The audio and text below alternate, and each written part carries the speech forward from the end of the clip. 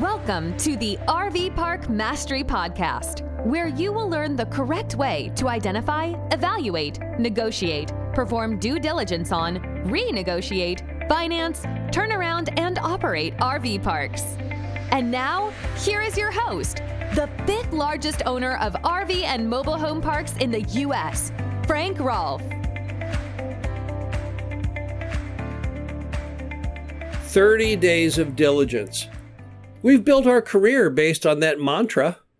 That's how long we typically ask for to do due diligence on the RV park. But can you still hit it today? Or is that something that no longer is attainable in a post-COVID world? This is Frank Rolfe of the RV Park Mastery Podcast. We're going to be exploring 30 days of due diligence to see whether or not that is still what you should offer your mom and pop seller. Now, yes, 30 days of diligence is certainly feasible. Not much has changed over time. You can definitely find out if the permit is valid. You can find out the utility bills, the tax bills. You can do all kinds of things in 30 days. It really is a lot longer than people think. We even have a book on it, a guide called 30 Days of Diligence. So obviously we feel strongly that it's a goal that you can hit. But remember that that goal is only possible when you get the parts to start the process. That's why typically in our purchase contracts, our clock doesn't start on diligence until mom and pop give us such things as their financials. Because it's not fair to me as the buyer to think I can start diligence till I've been given the tools.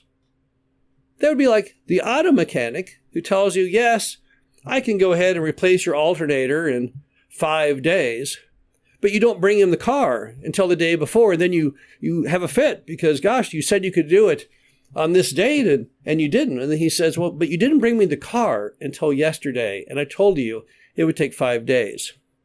So don't let mom and pop be laggards on providing you the necessary information, because then 30 days of diligence is not attainable. You have to have that information in your hand for the diligence clock to start. Also, if your contract has both a diligence and a financing contingency, there's no reason you couldn't roll some of your diligence into financing, because really it makes or breaks whether the bank would make the loan.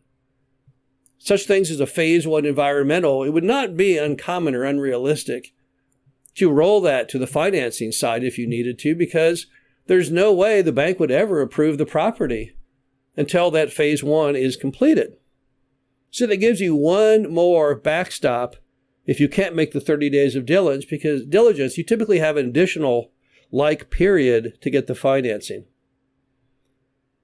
Another thing which it's important to remember is we're in a competitive world. If you have an RV park deal you're looking at, it's possible another buyer will come along the way. And particularly if you're bidding against other people to get that RV park. If their contract calls for 30 days of diligence and yours calls for more than that, let's say yours calls for 45 or 60 days, who do you think is going to get the deal for mom and pop? 2 contracts, same price. One's 30 days of diligence, one's 60 days of diligence. Clearly, the answer is the 30 days of diligence guy. And since you're competing all the time with other people, it doesn't make a lot of sense to break out of that norm. Most buyers operate under the concept of a 30-day window for diligence. And if you suddenly go to them and say, look, I'm not sure I can really hit 30 days. I think I need more time than that. I don't think I could hit the old standard.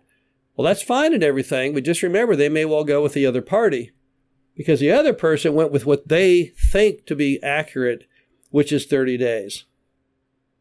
And to be honest with you, on most deals, you know earlier than 30 days if that RV park will work. When you start really exploring it in all regards, the records, the permits, the location, talking to the competition, looking at their rates, you're going to form a gut instinct earlier than 30 days. You don't need the full 30 days. 30 days is just to wrap it up. I would say in most deals we look at, we've already formed a first impression within the first week to 2 weeks. That's not to say that every item in due diligence is not essential, because it is.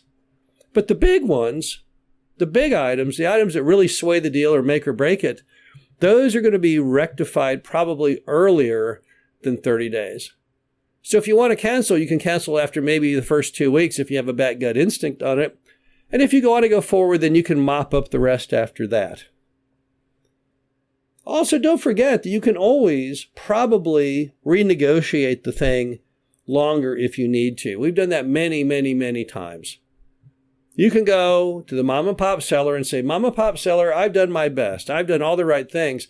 But unfortunately, that city or county official won't get back to me. So I need a little extra time. Whatever the reason is, you can't get your diligence or you're not comfortable.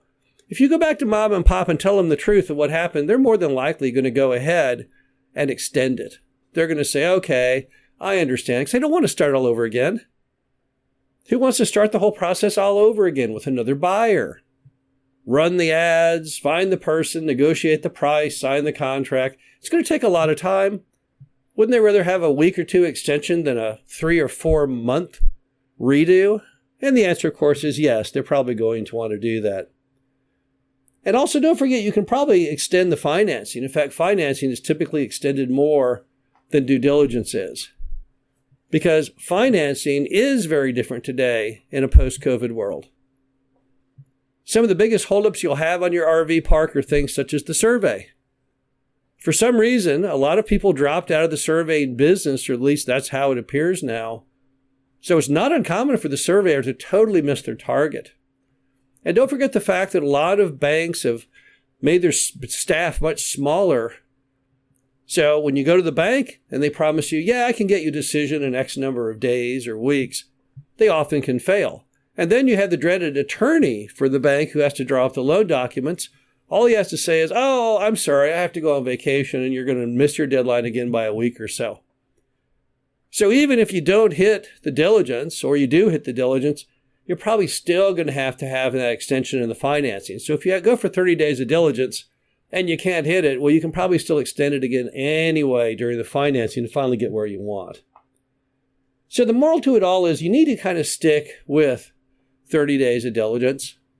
You need to draw a line in the sand and say, no, I'm sorry, you got to get me all the stuff or I'm not starting the diligence clock. I think that's completely fair. But I would not try and be a pioneer of some kind of new diligence period rhetoric. Remember that pioneers often were ambushed. They were often killed. They often starved out in the desert.